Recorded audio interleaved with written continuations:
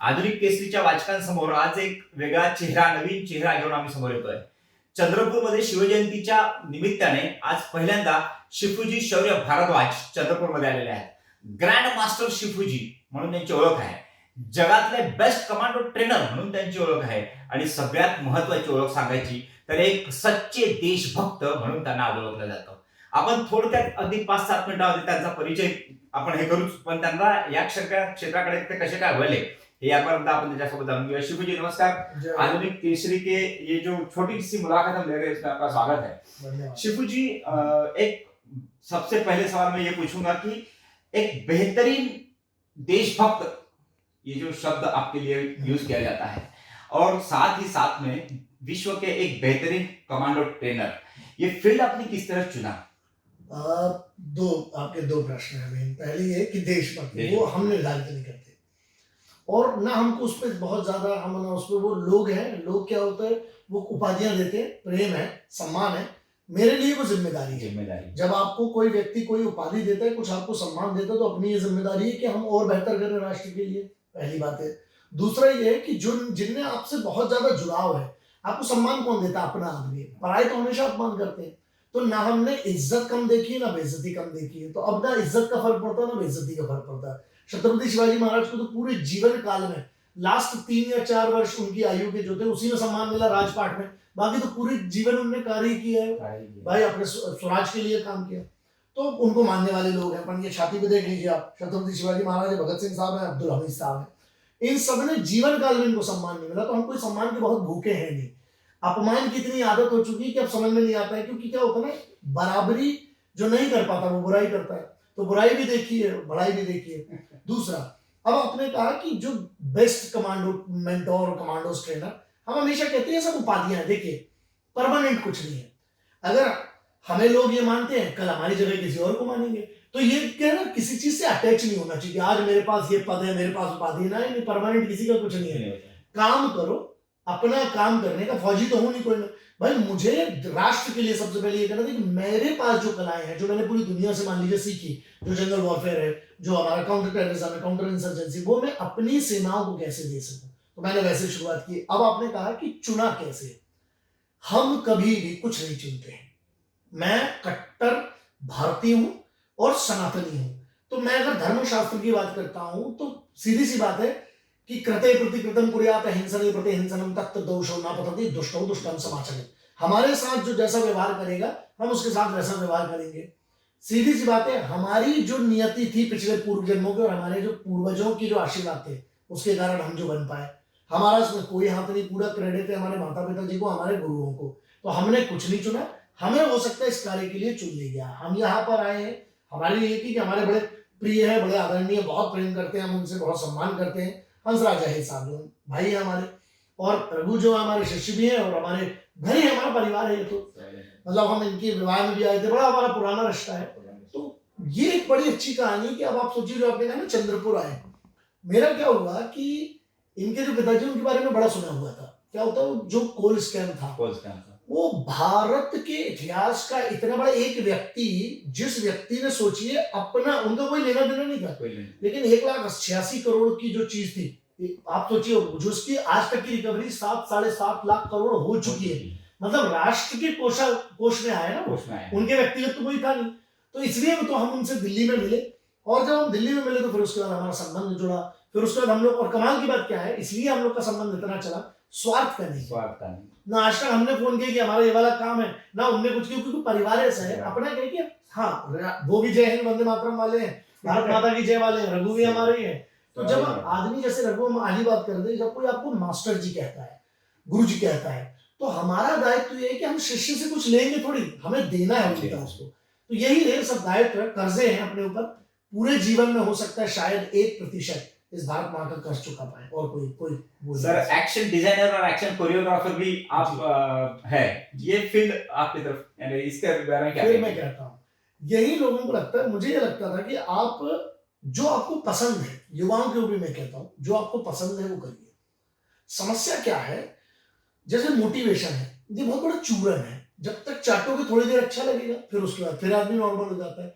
तो ये वो ज्वाला नहीं होना चाहिए कि एक दिन जली फिर बुझ गई. नहीं, संघर्ष करते रहिए. हमने क्या किया, अपने 10 बार फील्ड नहीं बदली। हमें हमारा पीटी कुटाई पसंद थी, लड़ाई झगड़ा, कपड़े फटना, मुंह पे खून, हाथ में ठूसे में खून, और ये हमारी फील्ड ऐसी कि जहां पर लगता है। उदाहरण के तौर पर एक्शन डिजाइनिंग की बात करते हैं, जब हम एक्शन डिजाइन करते हैं तो पहले हमें करके दिखाना पड़ेगा। तो क्या होगा, जब हम पहले करके दिखाएंगे और एक्टर्स जो है वो हमसे भी आधी उम्र के होते हैं, तो वो हमारे बच्चों से छोटे हैं मान लीजिए, तो हमारा क्या होता है कि उनको हमें फिट रहना पड़ेगा, क्योंकि गुरु क्या है कि गुरु का अगर खुद ही हम फिट नहीं, हमसे खुद नहीं हो पा रहा तो वो कैसे करेंगे। तो एक तो ये है। दूसरा, हमने नहीं चुना, इसको भी हमने नहीं चुना। हमारा तो क्या था कि हम बड़ी ईमानदारी से काम करने वाले, क्योंकि हमारे पिताजी से एक चीज सीखी है, बहुत बड़ी चीज, अगर कोई 1 पैसा दे तो उसको 1 करोड़ का काम करके दो। 1 पैसा का बदला 1 करोड़ का काम करके दो। क्यों? क्योंकि किसी ने आप पे भरोसा किया है कि आपको वो 1 पैसा दे रहा है। और दूसरा, माँ बोलती है कि उससे भी बड़ा क्या है, पैसे से बड़ा क्या है, अगर कोई सम्मान दे आपको। जिस राष्ट्र में राष्ट्र के बड़े बड़े पद के लोगों को गालियां पड़ती हैं अगर इंटरनेट के ऊपर, और अगर वहां पर आपको कोई आपको सम्मान दे रहा है, पैर छू रहा है, प्रणाम कर रहा है, तो वो कोई भी इंडस्ट्री, और हमारी उस इंडस्ट्री में मास्टर जी कहलाते हैं। तो जब मास्टर जी का मतलब क्या होता है कि लोग आपको सम्मान दे रहे हैं, तो वही हमें या तो लोग मास्टर बोलते हैं, मास्टर जी बोलते हैं। तो हमने अपनी फील्ड फिक्स रखी, जो काम आता है हम लोग का, जैसे हम लोग अनुशासन पर भरोसा रखते हैं, सबसे पहले पहुंचना और सबसे बाद में जाना। अगर लोग सिर्फ ये सीख लेना, कभी जीवन में किसी काम में उनको क्या करना ना, सबसे बाद में आना है और सबसे पहले जाना है। तो इसीलिए हमारी इस फील्ड में भी वही काम कर रहे हैं। रोज सुबह शाम हम एक दिन जीने पर भरोसा रखते हैं। हम बहुत ज्यादा प्लानिंग करते नहीं हैं। सुबह उठे, भगवती ने कुछ निर्धारित किया होगा आपके ऊपर भोलेनाथ ने, उसको रात के पहले खत्म करने का प्रयास करें। कभी किसी की बुराई में नहीं पड़ता हूं, और मेरी कोई करता है तो मुझे इसलिए फर्क नहीं पड़ता है, क्योंकि उसका कारण रहा है, आप कितना भी चिल्ला लो, कुत्ते से भौंकने में नहीं जीत सकते। सही बात। तो कुत्ते का काम है भौंकने का, हमें बब्बर शेर की ट्रेनिंग मिली, हमारा काम है शिकार करके फाड़ के खाना, तो हमें वो आता है। तो ना हम कुत्तों से उलझेंगे, तुमको जो कहना है। और इंटरनेट इतनी सरल चीज है कि कोई भी आपके बारे में, आप भी इंटरव्यू करेंगे तो आपको भी कुछ बोलेंगे, आपने तिलक लगाया तो उस पर भी प्रश्न कर लेंगे, आपने पैंट पहने तो राम भगवान प्रभु श्री राम, आप मोहम्मद साहब की बात कर लो, प्रभु श्री राम की बात कर लो, आप जीसस क्राइस्ट की बात कर लो, आप गुरुओं की बात कर लीजिए, सिखों की, सबका आदमी ने अपमान किया। क्या तो फर्क कुछ नहीं पड़ता, सीधी सी बात है। लेकिन मानने वाले मान रहे हैं, जिनको नहीं मानना नहीं मानते।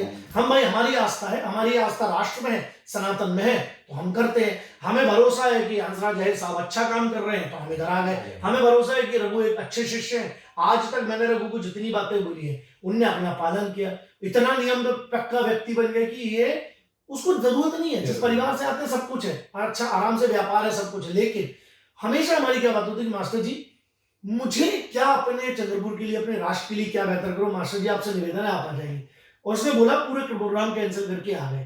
तो सीधी सी बात है, जुड़ो तो इस तरह की कोई हटा ना पाए, और अगर हटो तो पलट के देखना नहीं।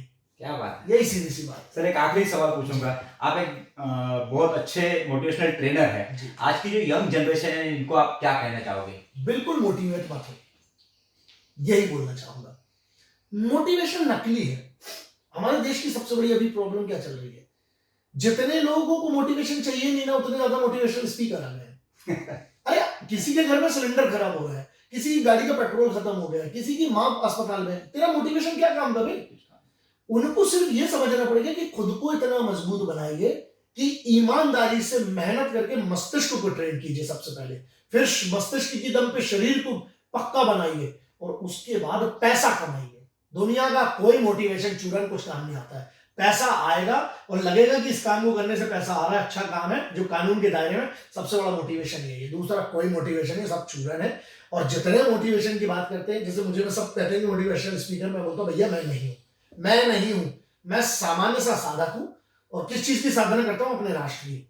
जितना मुझे आता है मैं उतना ही करता हूँ, ज्यादा करने का ना प्रयास करता हूँ, और जो नहीं आता उसमें कभी पढ़ता नहीं हूँ। तो सीधी सी बात है, अपनी फील्ड को चुनिए, जो पैशन है उसको अपना व्यापार बनाने का प्रयास कीजिए। सरकार के भरोसे मत बैठिए, माँ बाप के भरोसे मत बैठिए, समाज के भरोसे, पार्टी के भरोसे मत बैठिए। खुद ने क्या किया वो देखिए, बस इतना सा। बहुत बढ़िया दोस्तों, एक सच्चा देशभक्त युवाओं के बारे में कहता है कि पहले अपने मस्तिष्क को तैयार कीजिए, फिर अपने शरीर को तैयार कीजिए, और अपने राष्ट्र के प्रति हम क्या दे सकते हैं इसके लिए आप खुद सोचिए। यही सबसे बड़ा मोटिवेशन होता है। बराबर है सर? मैं बहुत शुक्रगुजार हूँ रघु जी अहिर का कि जिन्होंने आज एक सच्चे देशभक्त को आधुनिक केसरी के माध्यम से आप लोगों के सामने लाने का एक मौका दिया। मैं बहुत बहुत शुक्रिया अदा करता हूँ आपका भी कि आपने एक 10 मिनट का क्यों ना हो मुझे वक्त दिया। अरे नहीं, आधुनिक केसरी के लिए शान है चंद्रपुर।